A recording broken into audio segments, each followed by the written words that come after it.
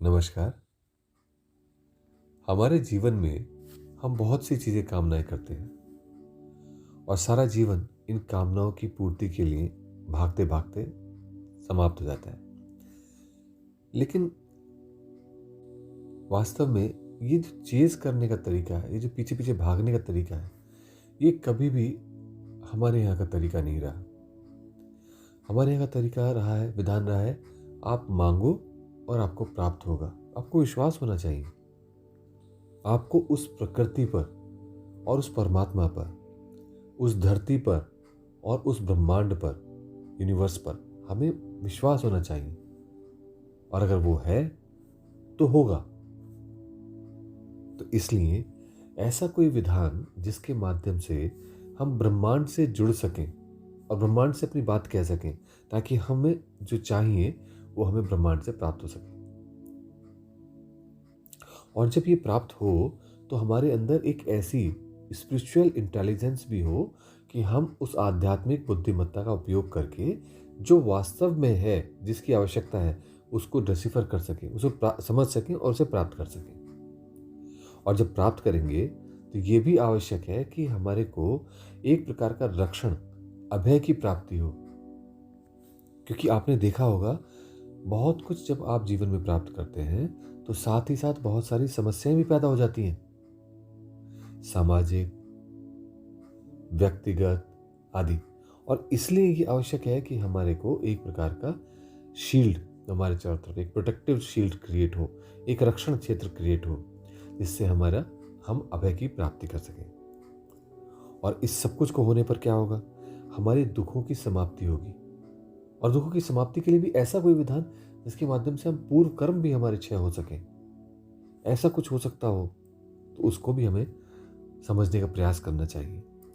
और इस सब से जो जीवन में एक प्रकार की उपलब्धता की भावना, शुद्धता, आत्मिक एंड मानसिक शुद्धता की प्राप्ति और एक शांति हमारे जीवन में घटित हो सके, यही सारे चीज़ों को अगर आप क्लब कर लें और समझने का प्रयास करें कि ये सारी चीज़ें एक साथ कैसे प्राप्त हो सकती हैं, तो बहुत छोटा सा सरल सा विधान हमारे ऋषि मुनि ने दिया, और वो दिया देवी महागौरी की साधना का। देवी को अष्टमी देवी भी कहते हैं और ये नवरात्रों के दिनों में 8वें दिन इनका पूजन किया जाता है। देवी का रूप भी अत्यधिक दिव्य है, वो गौरवर्णा है, बहुत सुंदर है, तो एक प्रकार से उन्हें दिव्य सुंदरता कहा जाता है। उनके 4 हाथ हैं, चारों में, एक में डमरू, एक में त्रिशूल, एक में अभय और एक में वरद मुद्रा है। तो 2 हाथों में मुद्राएं हैं और 2 हाथों में डमरू और त्रिशूल हैं। और वो वृक्ष के ऊपर, बैल के ऊपर आरूढ़ है, बैठी हैं। इस प्रकार का उनका दिव्य ध्यान होता है। अब इसमें जो डमरू है और जो त्रिशूल है, ये दोनों अत्यंत रहस्यमय है और ये स्पष्ट करते हैं कि देवी का ये जो स्वरूप है, ये स्पेस एंड टाइम से संबंधित है। स्पेस डमरू के माध्यम से और टाइम यानी काल त्रिशूल के माध्यम से। एक और चीज अगर आप देखेंगे इस रूप में तो स्पष्ट होगी कि जो देवी शैलपुत्री हैं वो भी वृक्ष के ऊपर आरूढ़ थी और बहुत सुंदर थी, जो फर्स्ट डे जिनकी हमने साधना करी।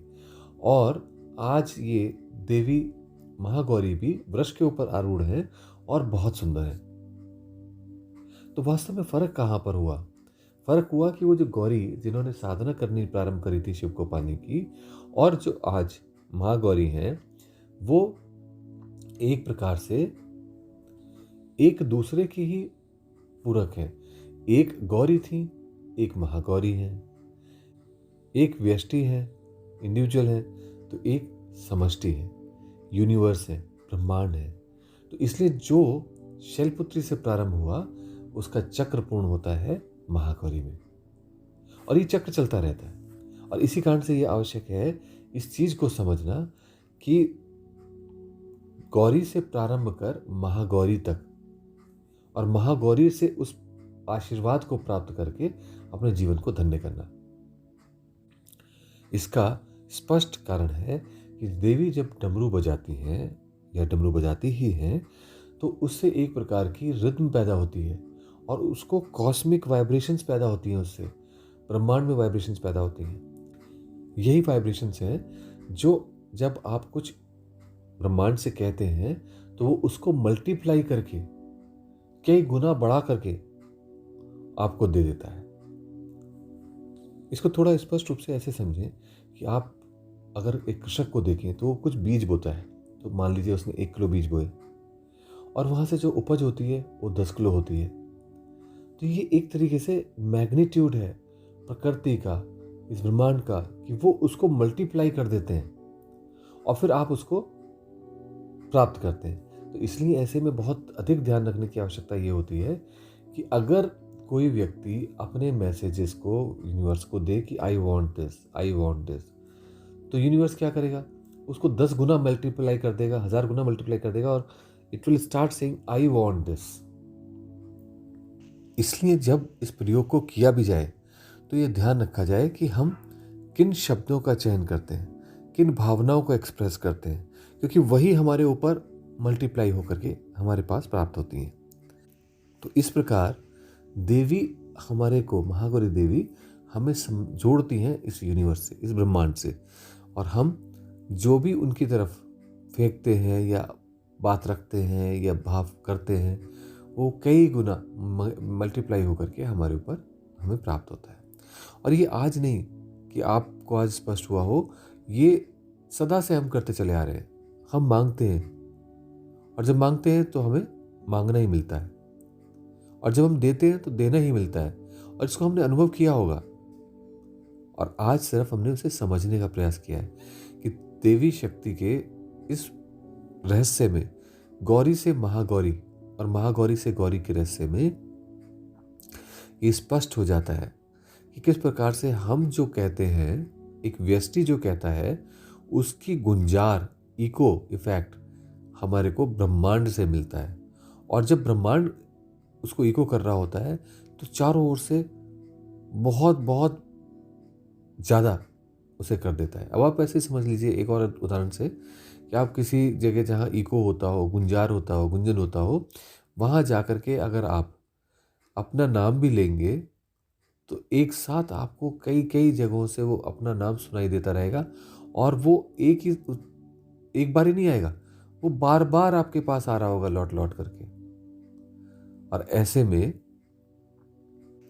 आध्यात्म का एक गहरा रहस्य आपको स्पष्ट होगा कि जो करता था अब वो करता नहीं है, अब ब्रह्मांड कर रहा है, नियति दे रही है, भाग्य दे रहा है। उसको सिर्फ वो मांगना था जिससे उसके भाग्य का, वो कहना था जिससे उसके भाग्य का सृजन हो सके और जैसा वो चाहता है वैसा हो सके। तो देवी महागौरी बहुत अधिक रहस्य में, बहुत अधिक गूढ़ ज्ञान से संबंधित हैं। इसलिए कुछ तथ्यों की ओर हमने चिंतन किया। अब इसको किस प्रकार से हम एक्टिवेट करें, कैसे हम देवी महागौरी से जुड़ें, तो उसके लिए आपको करना फिर वही है। आसन बिछा करके बैठे, सिद्धासन, पद्मासन, सुखासन में बैठे, रीढ़ सीधी हो, उत्तर की ओर आपका मुख होना चाहिए। पहले कुछ श्वासों को शिथिल होने दें, आराम से आने जाने दें, 2-4 सांसों। उसके बाद सोहम की भावना के साथ सो से सांस ले, हम से प्रश्वास छोड़ें, और ये भावना करते हुए कम से कम 10 श्वास प्रश्वास को करें सोहम के साथ। जब ये हो जाता है तब आपको अपनी चोटी, जहाँ हमारी चोटी का स्थान होता है, पंडित चोटी बांधते हैं सर पे, उस जगह के लगभग 1 से 1.5 इंच अंदर चंद्रमंडल को देखें और वहाँ सो के माध्यम से प्राण भरें और हम के माध्यम से वहाँ जो निष्क्रियता, जो भी नेगेटिविटी है, उसको बाहर विसर्जित कर दें। इस प्रकार इस स्थान पर चोटी के नीचे 1-1.5 इंच अंदर चंद्रमंडल को देखते हुए सो हम श्वास प्रश्वास के माध्यम से इसे भर दें ऊर्जा से और शुद्ध कर दें। ये लगभग आपको 5 से 10 मिनट इसमें लग सकते हैं।